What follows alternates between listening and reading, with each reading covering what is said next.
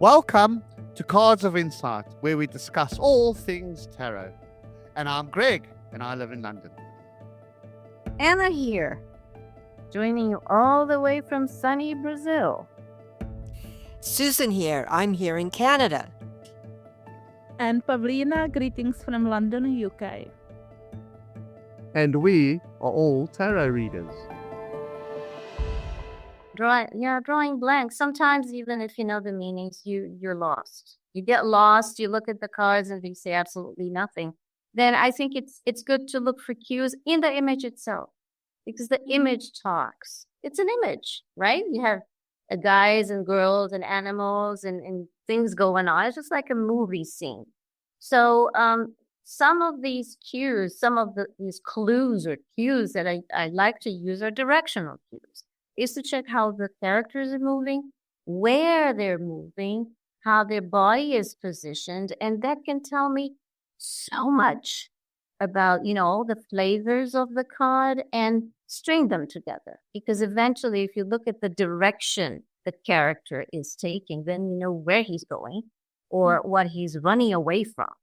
That too, that can also happen. Have you experienced that, any of you, using directions and movements to help you with blanks? I've had one card looking at the other telling me it was you. It was like a blame game. And the card was literally telling me it was you. What card was that, Greg? It was the King of Swords. The King of Swords. Okay. It was literally looking at me and saying it was you. Oh, okay. And I was the protagonist of the querent. So as an example, if I do a reading for somebody and I'm going, how's it going for this person? I can either take a bird's eye view or I'm picture myself in the house and I'm actually that person. Mm-hmm. I go into that person's body in my head, visualize it to try and see what the environment feels like. Is it noisy? Is it calm? Is it, and then, so I become the protagonist of the querent. So when the Knight of Swords is looking at me and pointing at me and saying it's you, I know it's the person asking the question because I'm playing that part. Does that make sense? Yeah, it does. Yes. And the other thing is, if you could look at, I look at the Queen of Swords, who and could be looking at the King of Wands, and they'd be literally face to face each other. Yeah. So it's like obviously these two people are not necessarily agreeing. They're disagreeing about something and how something should be done. And so it could be taken from that either their position, they're both king, queen, and they're for equally having an opinion, which is not necessarily agreeing with each other. So it's at a stagnant.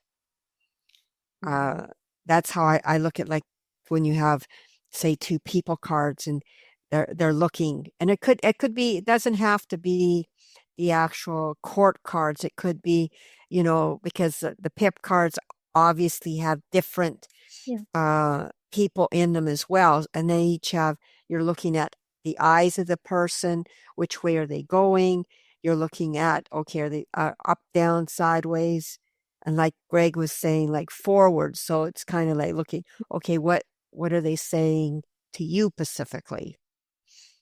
And then if it's not people, then it's what if there's no people there, then what is the object and what's the direction of the object? Yeah, one card that comes to mind is the Nine of Swords. The person sitting on the bed is not actually going anywhere. They're even covering their eyes, but the swords on the wall are. The swords are pointing to the right. So the right is important. The card to the right is the one that is causing that distress. So you have to look at the card on the right and say, well, what is she so worried about?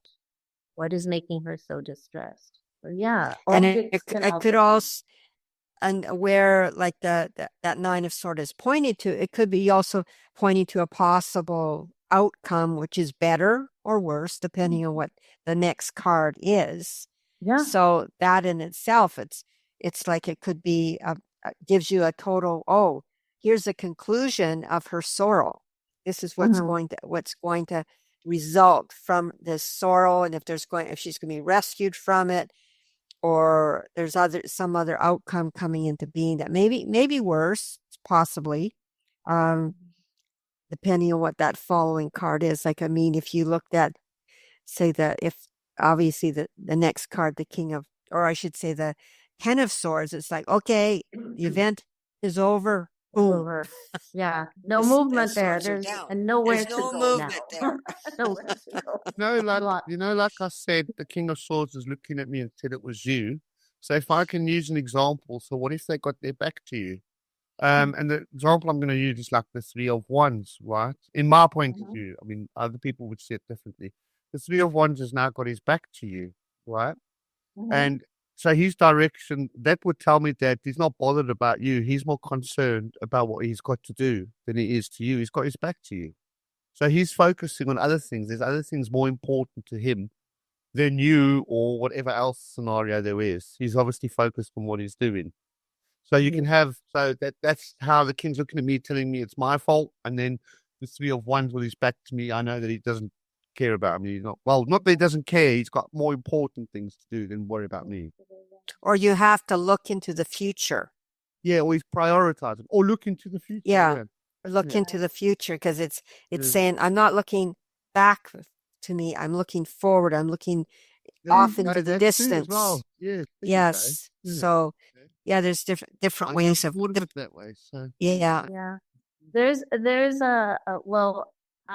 when I read, I like to look at the right side as the future and the left side as the past, because I guess that's how we write. So you can also consider that if the person is moving to the right, what their future is bringing, or what they're aiming at the future. And if they look back, like for example, the Hermit is looking back. I mean, he's looking to his past. He's analyzing what happened there. So it's definitely looking to the left. So that can help as well. Know where they're going, what their intents, and also look at their facial expressions in the gaze. I mean, there's all sorts of gazes.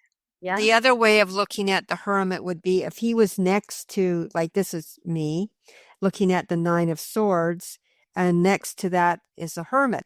And to me, that would be maybe he's giving light to that person, and light, helping her to light the situation, see a different side, or open her up. Yeah, or he wants to know what's causing so much anguish. Exactly. Yeah, he needs clarification. Yeah.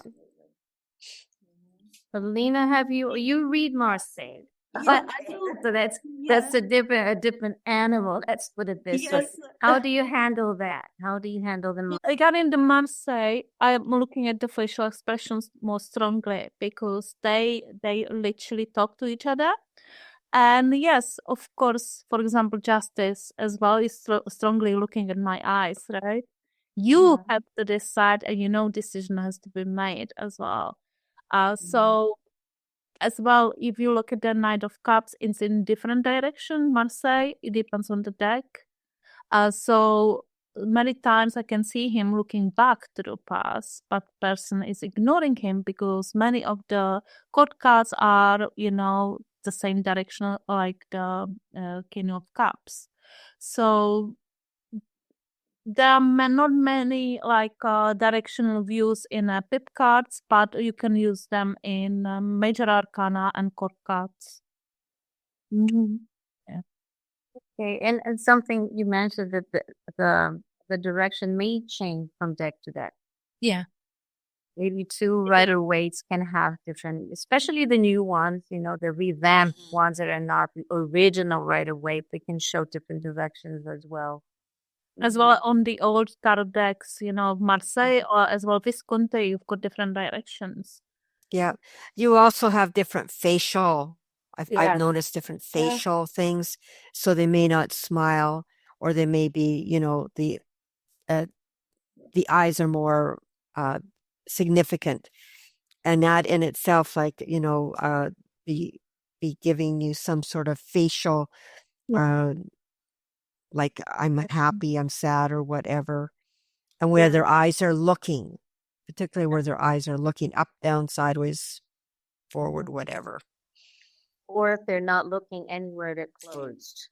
Exactly. too. They're I mean, closed. They don't know where to look at. They're lost. They're absolutely lost. The Yes.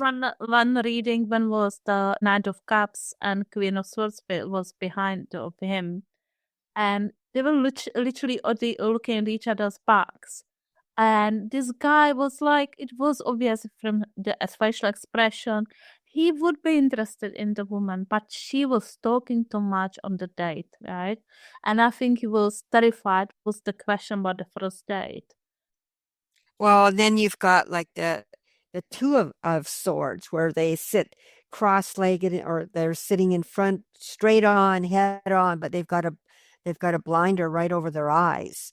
So they're not looking at all and they're shut off like like with the swords crossed. So they're not opened with their arms crossed. And they're not, therefore you can't even reach them at all. And then you've also got like uh, the four of pentacles, where he may be looking forward, but you can see from the way the objects are on him, like he's just not releasing anything. So he's like stagnant. Both cards to me recommend some sort of they're stagnant. What about Two of Swords in the Rider-Waite deck I'm talking now? It's looking to you. And then you have the second card is Magician. It's as well looking at you, right? So, but it's a completely different expression of face and also different scene. Because one of the called environment and second one is warmer. Yes, and if you consider the shape of the two of swords, you have one sword pointing to the right, one sword pointing to the left, and what comes to mind is neither here nor there. So person is just kind of lost as to what decision to take. And the magician, he is also facing us, but he's looking at you. He has his eyes open, and his two arms are going, one is up and one is down, as below as above, so below. So he may be pointing at two completely different things. For people that use, I don't particularly use that, but some people use that 3x3 spread. Where you have three rows, 9 cards total.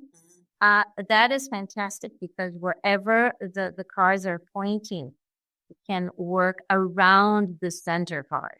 So it tells you a very complex and intense story if you follow, the cues and the movement of hands and gazes and where the person is looking at.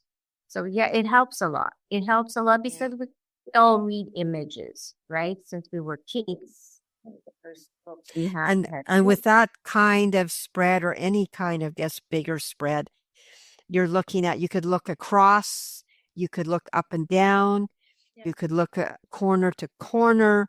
So they each tell a different story, if you please. And that's to say, like that, depending on the complexity of the spread, that definitely would, tell you something different versus, just 3 cards in a row, reading right to left. Sometimes, like sometimes when I have like the spread for 3 cards, I ask, and I can see those characters or court cards or major arcana, especially for me, they're pointing up there. That's an indicator for me. I have to pull more cards, what it is, because they are strongly showing me like there is more to say and reveal. So that could be as well the situation. Can I can I give an example in the scenario and just explain so we can paint a picture of like another example of direction, as I'm remembering. You can take, for example, the Queen of Swords. You draw 2 cards about a couple, how they're going to get on because they're fighting or whatever. So you draw 2 cards. So you take out the Queen of Swords. You take out the Queen of Swords on your left-hand side, because I read from left to right. Some people read right to left, whatever. So on the left-hand side, I've got the Queen of Swords, and she is facing to the right. Then on the right-hand side, I've got the King of Wands, and he's facing to the left. So the question I asked is, they're fighting and they're not agreeing. It's a couple, and I asked for some remedy, and they were to communicate. But then when I asked how it would go when it communicate, I could see them facing each other. So the Queen of Swords and the King of Wands were actually facing each other, which shows me that they prepared to talk. Whereas if they had their backs to each other, means that talking wouldn't have worked. The communication would have gone belly up, I suppose, if you could put it that way. So as a point of direction, because they were facing each other, they were facing their problems and actually discussing it. So there was a good example of getting extra information from direction when they're facing in the back towards you and when they're facing each other. That's the example of facing each other. Great. You know what? I was thinking if you substituted the King of Wands, because the Queen of Swords and the King of Wands, they're both sitting, right? They're facing each other. They are going to, start a conversation. They're going to, decide. Right, they're both sitting as well. Find a common ground, whatever. But what if instead of the King of Wands, you had the Knight of Wands? You see, the Knight of Wands is moving left, but the Knight of Wands is aggressive. Well, the Queen of Swords is sitting. She's just sitting. So then what would that tell you about, the way they will approach the conversation? Yes. Okay. Yeah. But Tell me. You gave the example. Now you tell me. How would that go? Yeah, you're right, because the Page of Wands, I mean, the Knight of Wands, he does react before he thinks. So he might say the wrong thing. I'd advise him to just try and tone it down and try and listen and try and not talk and try and listen more. I would suggest that to him. Well, and it makes a difference too. Sorry to interrupt you there. It makes a difference who's on the right and who's on the left. Yes, absolutely. Because I mean, if the Knight of Wands is on the left, and then you've got the Queen of Swords. She's obviously not paying any attention to him at all. Yeah, versus if the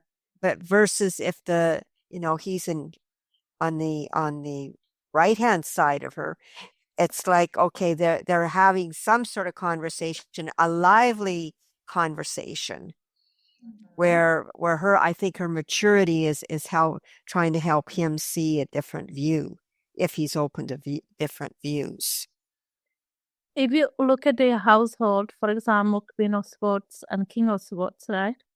If the Queen is first, she is working on the relationship all the time, right?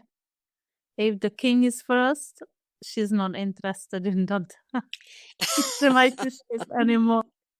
And especially in Rider-Waite deck. It's a very tough relationship, don't you think?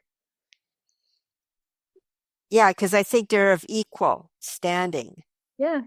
So it could be at loggerheads, or it could be they're going to work together, but they're going to disagree sort of thing. So if I might have a question, which one is the best working household? Possibly the Wands. I would say the Wands. And the reason I say the Wands is because she may be facing forward, but her head is turned towards the King of Wands. So, and he is looking directly at her. So to me, eyes are meeting. That's how I look at it. Does anyone see something else? Well, yeah, she's got one eye on him and the other eye's on the kids. You know what I mean? So she can like multitask, and she's a little bit distracted because he wants her attention, but she's a little bit rest in your house. Sure. Yeah. Well, I'm gonna be honest. I think any combination can work out, because it depends. Then it depends on other things. For example, people say, "Oh, would a Queen of Cups get along with a King of Swords?" It depends. I mean, it depends on how much of each other they allow in the relationship, and what she's looking for, what he is looking for. Maybe he needs some emotional nurturing.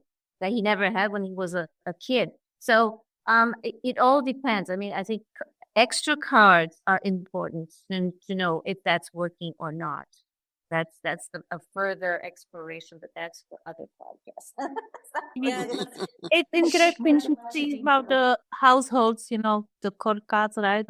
How this family dynamic works. You're talking about chords, and I just have here in my hand the King of Pentacles, which is particularly one that I hate.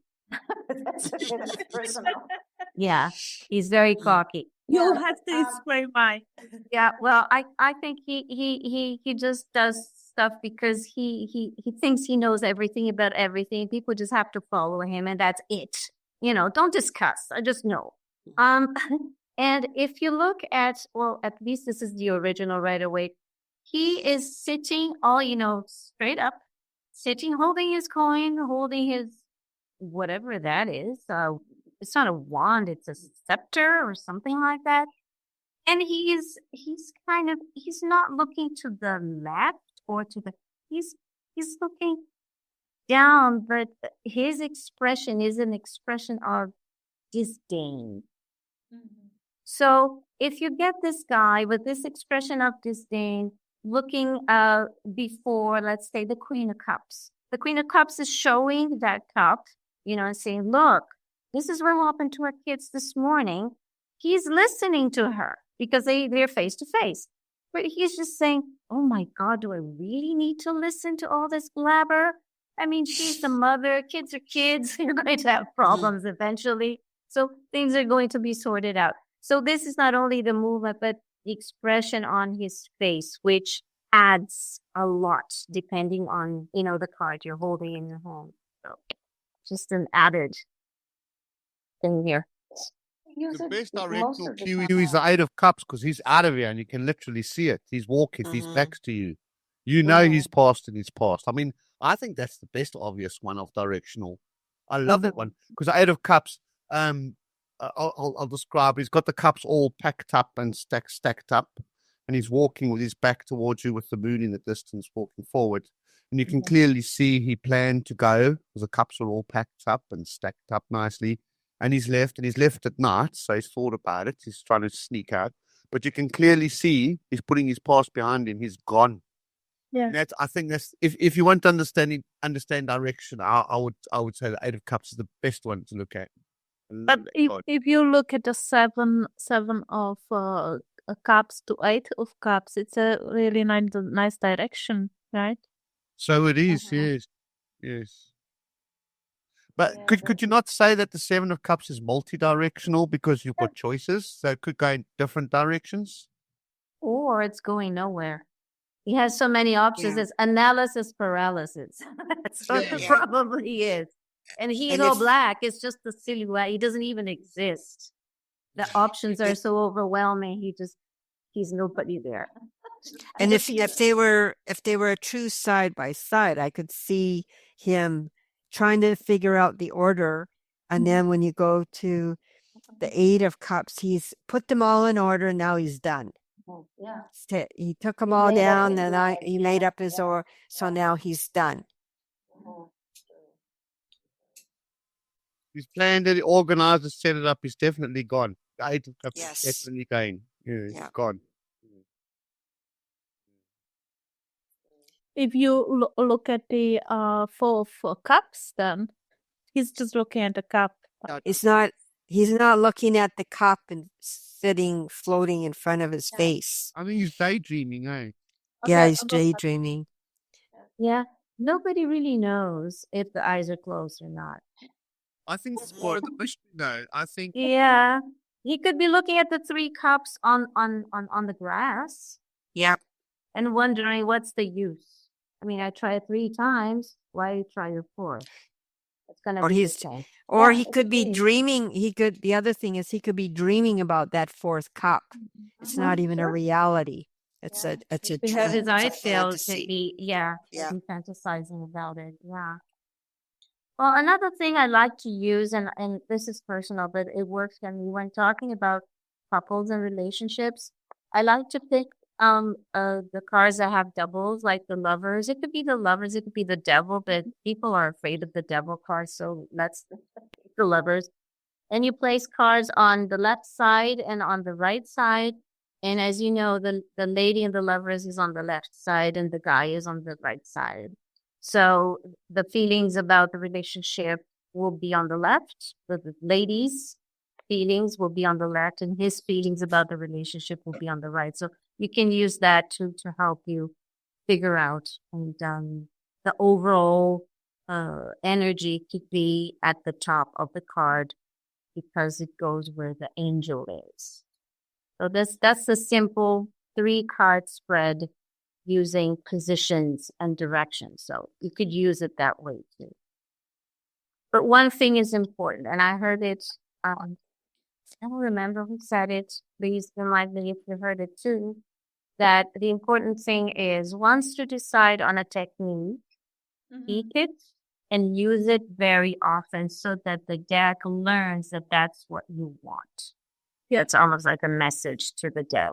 Listen, every time I'm going to do this, you give me the answer this way. So For example, like for me as one direction cues, I'm looking at the colors dynamic when they're pointing. yeah.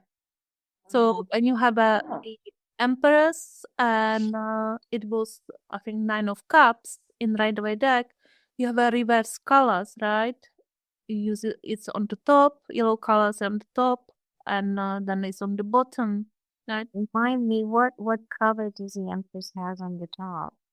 It's a yellow. It's yellow. It's yellow. Yeah. Okay. Okay. Yeah, And the it's a guy, yellow, and then the guy of the 9 of Cups, the guy sitting has I yellow. think call him wine merchant. Yes. Okay. Yeah. Could be. Could be. Yeah. And You look at the dynamics here, like it's like she's got on the background, but she's in solid ground, and he's got yellow on the top, on bottom, and he's not looking at us, right? He doesn't want to have a conversation with the Empress. but how would you work these colors out? Can you tell us? So if you look at that, like the ground is like where he is, what does it mean around him, right? How he feels around the surroundings. Obviously, yeah, and no, there are many spiritual and as well other meanings to the colors, including astrology, but it depends on the dynamic because he is more likely, the background is clean, it's yellow on the ground. It's like I have a solid foundation, but I can see the solid foundation in my own property. But the Empress, she's sitting in the forest. Okay. She's more Okay. solid. So you associate colors to certain meanings then. Yeah. Yeah. Okay. Okay. Got it. Susan. Like I when I look at those 2 cards, I see her like she's in nature. She's with if you want to say spirituality or anything like that. She's with nature. She's very content. Whereas he could be inside someplace, like and he's more interested in he's interested in how many cups can I drink, right? So he's more into grounded and he's doing something physical. Whereas she's out there, yes, she's doing something physical, but it's more to do with the environment, more connection that way. Whereas he's more connected with a more physical element. And as well, her posture is completely different from his. Yes, yes. But you see, if you try to mimic her posture, it's not a comfortable one. No. This is something that people should try. Mimic the posture of people and see which one is the most comfortable one. Which one could you hold for a longer time? Okay, the lady in the 2 of Swords cannot hold that position for too long. No, it's impossible. The Empress, that hand holding the scepter, how long will she be able to hold it? I think the Empress is a gym fanatic because she can hold it forever. Well, has she got her elbow on a pillow there? Maybe. Good point. I think she has one of those soft, comfy pillow or chairs where she's actually, sitting back and lying back.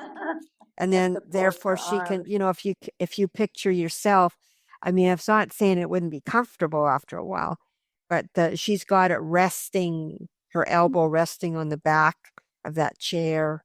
Mm-hmm. And she looks pretty confident and very centered. Okay. The only thing is, like, it's her little whatever her rod is there. It's not straight up and down. There is it is a little bit of a different direction. Yeah. We're talking about colors. It's interesting because the colors, we might touch on colors later on, but if you look at the Empress, it's very vibrant and you have all sorts of colors. And it's things that will die and be born again and die and be born again, because that's what the Empress is, right? She's very lush and it's never ending. And if you compare the colors you have in the Nine of Cups, it's kind of dry because it's all gray. And the things that he has are not going to be reproduced. They're not going to grow. That's what he has. They're trophies, and they're kind of stuck there, and that's it. And he's showing off. She doesn't have to show off. It's a different scale there. So, yeah. But when you compare Nine of Cups as well to Chariot, that's an interesting one. They look straight at you. Yes, and how would you see the difference? Oh, there is quite a difference between them, because Chariot is ready to do and something. Nine of Cups is going to sit there and wait for you to come back. Mm-hmm. Yeah. Well, the Chariot guy, he's holding reins, so he's in charge. Whereas the Nine of Cups, he's kind of like, he's not in charge of anything. He's just sitting there and he's just stagnant and enjoying his wine, but he's not looking to take on anything. He's not looking to move. And where the Chariot, he's just, you could just see the next thing he's going to do is wax those horses to move them forward. And important thing too, he has his chest open. There's nothing covering the chest. There's no arm covering the chest. Whereas in the Nine of Cups, you have the two hands covering the chest. Yeah. So the man in the Nine of Cups is difficult to figure out.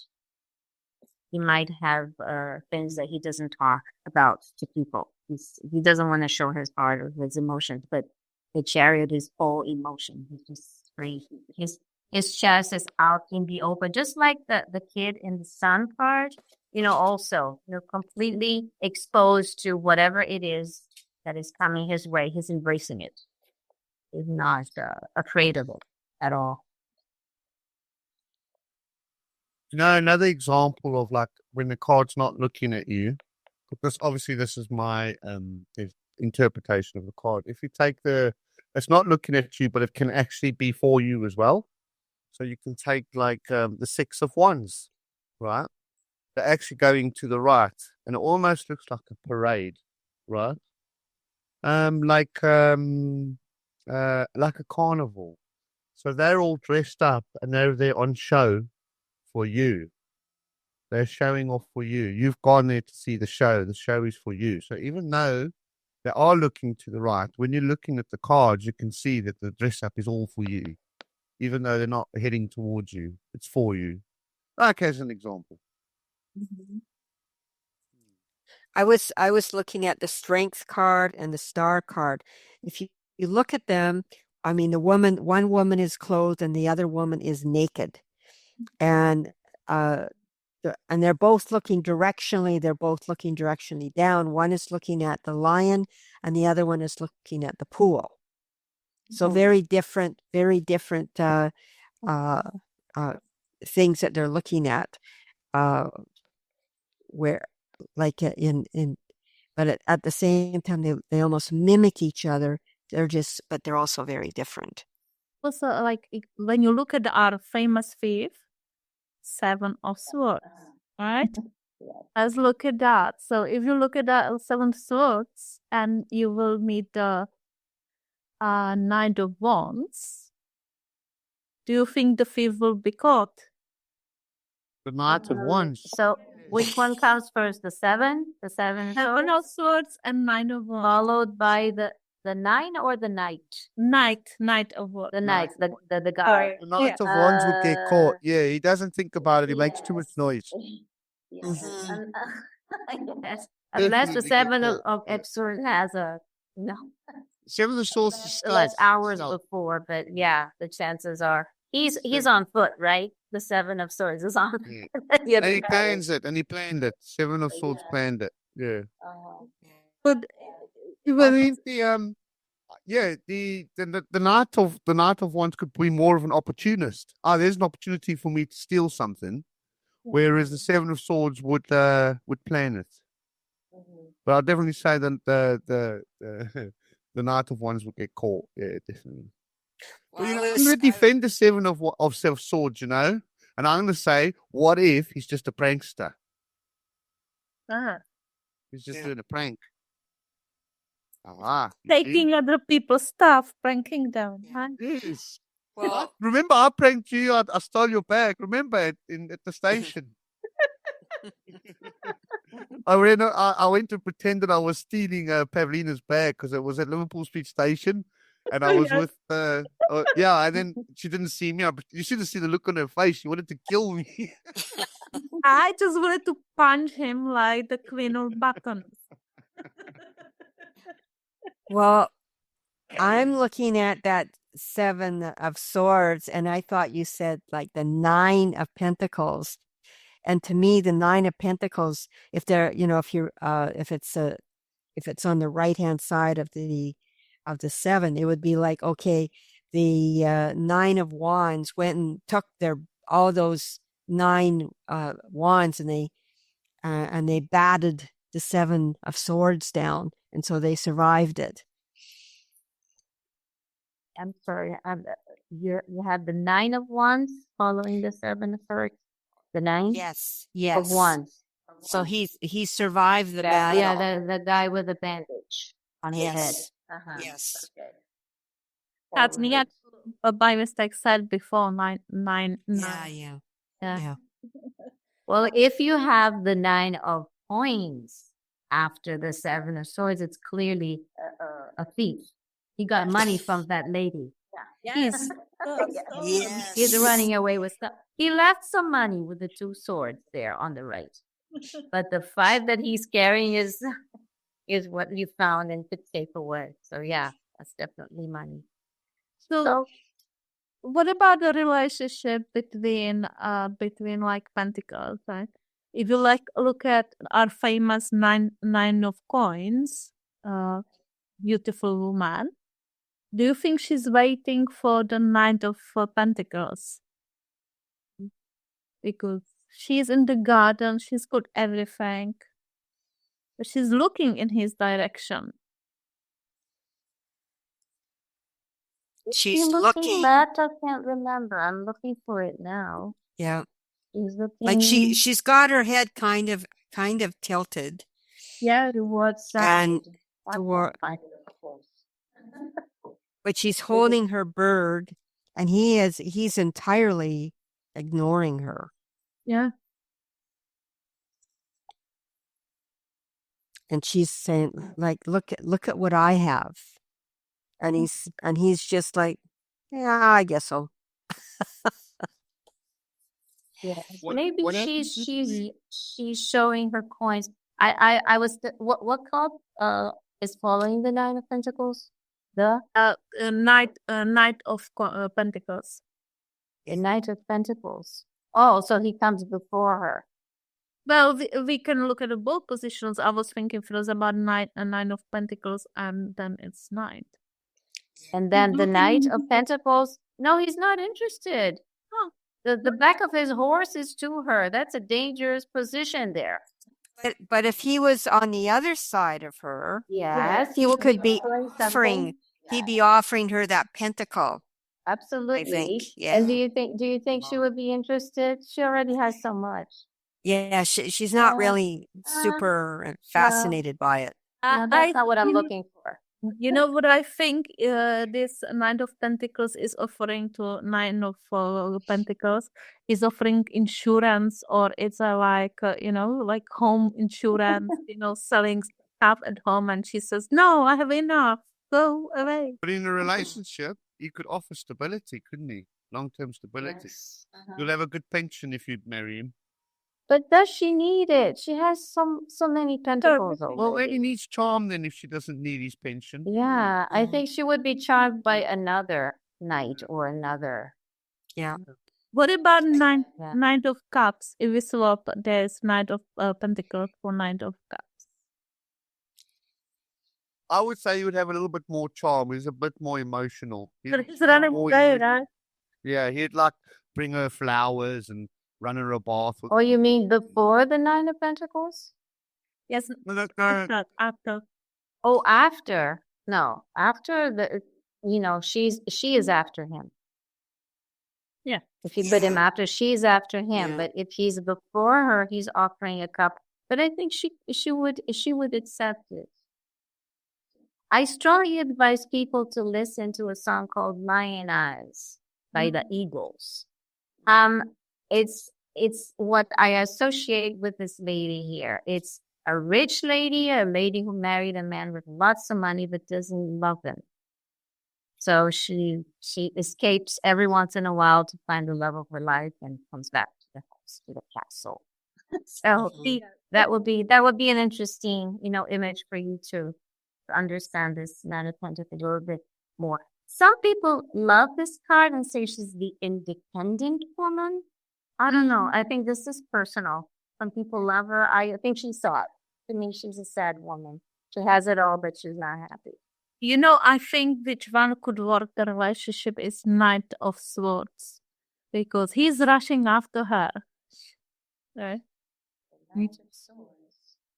So maybe a bit too much after her. Maybe too. yes, too much, but Uh-huh.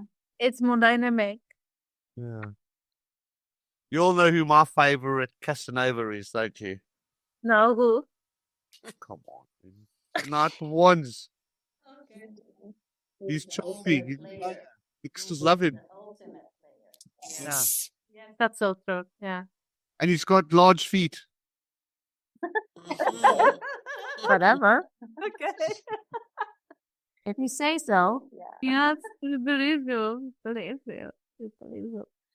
So, what about if you look at some swords, like for example, if you look at the Nine of Swords, so you've already spoken about it, and it's looking another nine is looking at the page, for example, Page of Swords. So they're looking at each other, right? They're facing each other. Yeah. I think he's trying to tell her something. Get her attention. Mother and son who talks too much, who is very entitled and knows it all. And the mother, what am I going to do with you, guy? But she's listening. She's listening. She's tired of his words and, maybe accusations, but she's listening. And he's looking at her too. So she means something to him because he's directing his words towards her. Otherwise, it would be back to back. Another card that came to my I will forget if I don't bring it up. It's the Five of Wands. There's so much movement here, but it's completely chaotic. Yeah. It's not going anywhere. It's not going to the right, to the left, up, down. It's just, it's complete confusion. It's Confusion of movement. Yep. What direction should we take here? And it's going all over the place. So typical. Okay, Susan, sorry.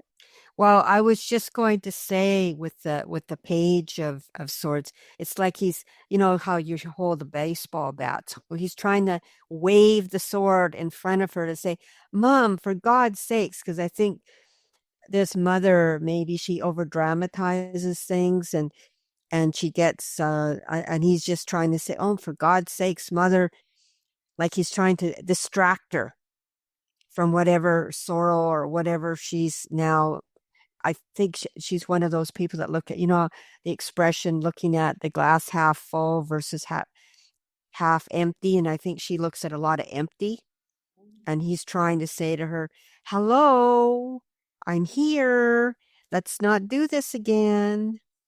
So like that's what I'm feeling with him. Yeah. He's trying to I wave think that sword at her. to ask you something that I think Greg asked before, while we were talking before the podcast. How do you know if the position is the same? First the Nine of Swords and then the Page of Swords.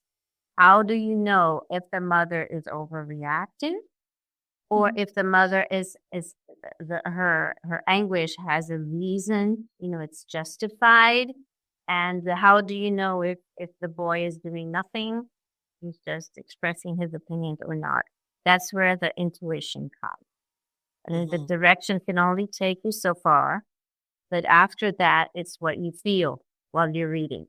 Depends on the question. It depends on cards around it, on on what you've seen before while you were reading. So yeah, the movement is the same, but not really the reading and the feelings. They can vary. What sticks out to you? And then you work from there, and that points you in the right direction. When you look at the spread, what sticks out to you the most? That's where I start. Yeah. Mm-hmm. Yeah. Yeah, whatever. Like, yeah, It could because you be could. direction, it could be position, it could be some of you guys, it's the color. For me, it's the position. Yeah, like I said. And it could be the question, it could be the situation that the card's in. It can also be, Greg, if some people they like set positions. Yes. So if you have a spread that says this is the answer to your question, there's a specific slot. That's the card that you're probably going to pay more attention to. But if you're going free reading, I think that's what you meant. You're just adding cards and drawing 3 or 4. Then yes, it has to do with several. Especially in a fixed position straight. Yes.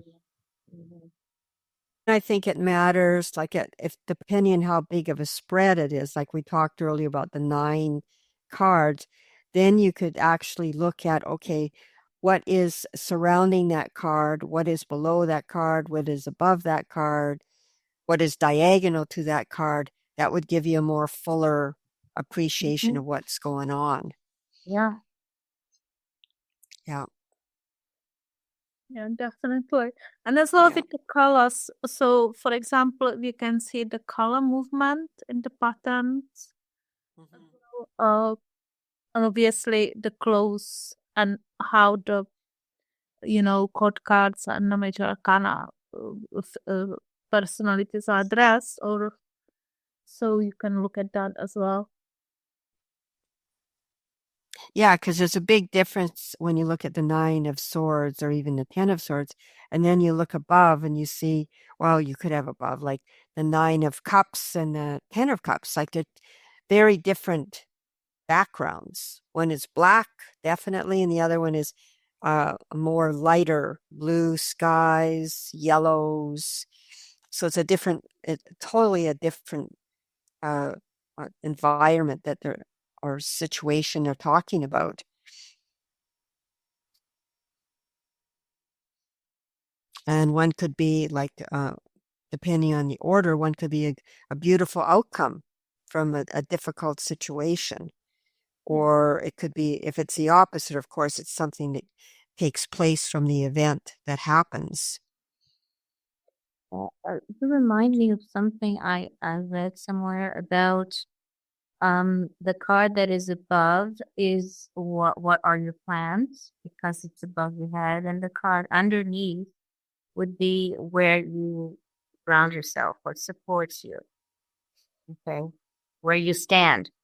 Let's put it this way. So if you have, for example, a horrible card at the bottom of another card, let's say the 10 of Swords, and then above it you have the 10 of Cups, very opposite but completely different.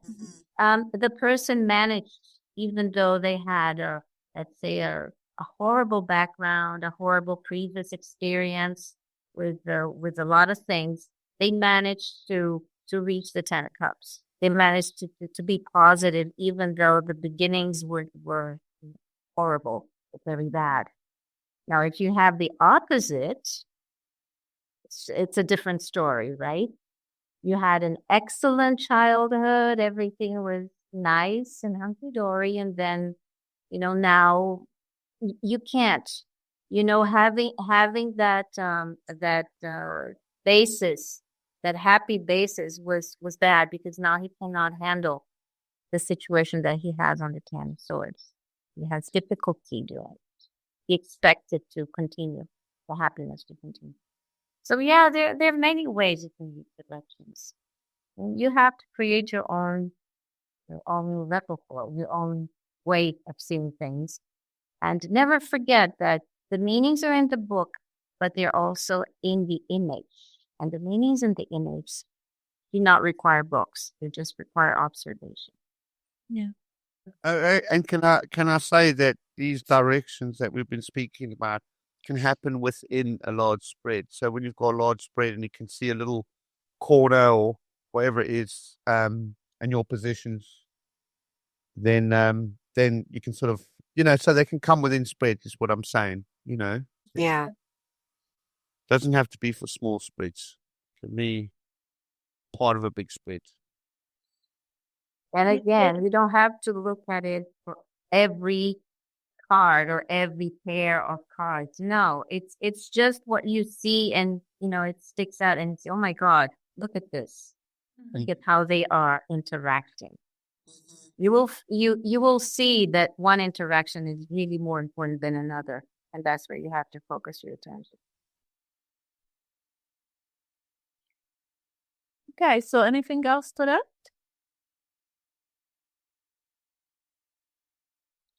Well, I think that's about it. Okay, so we will do love reading next time.